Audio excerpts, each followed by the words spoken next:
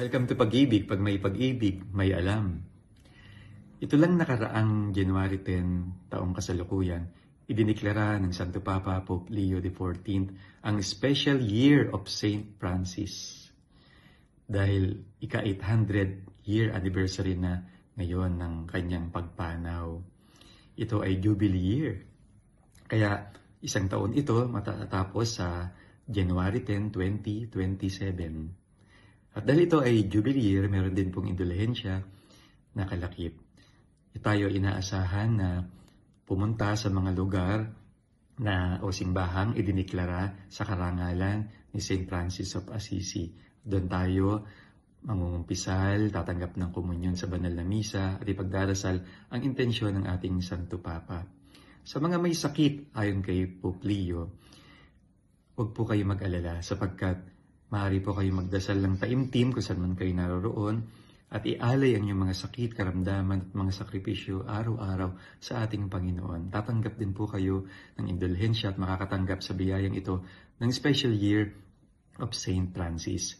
At dahil ito ay spiritual renewal, binibigyan din ng Santo Papa ang radikal na pagtulad kay Jesus. Katulad na ginawa ni Saint Francis.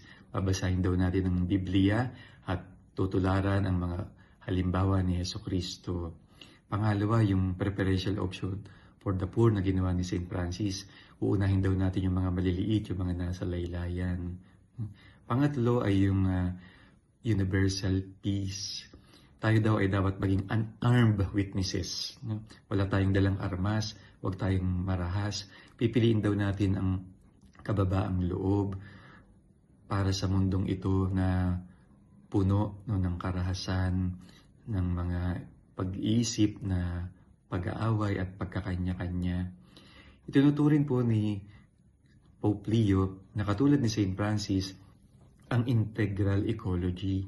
Katulad ni St. Francis, ang sabi niya, brother sun, sister moon, tayo lahat ay magkakapatid, pati na ang kalikasan.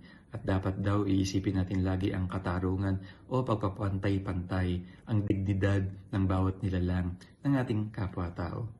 At panghuli ay ang maging joyful witnesses. Yan ang tunay na alagad ni Jesucristo sa gitna ng lahat. May dala siyang pag-ibig at kaligayahan. Kaya nga sabi niya, Lord, make me an instrument of your peace. Where there is hatred, let me sow love. Katulad ng ating tema sa pag-ibig, huwag tayong matakot. Kaya natin ito. Dahil sabi ni Jesus, I will be with you always until the end of age. Kasama natin siya, and God bless you all. The Father, the Son, the Holy Spirit. Amen.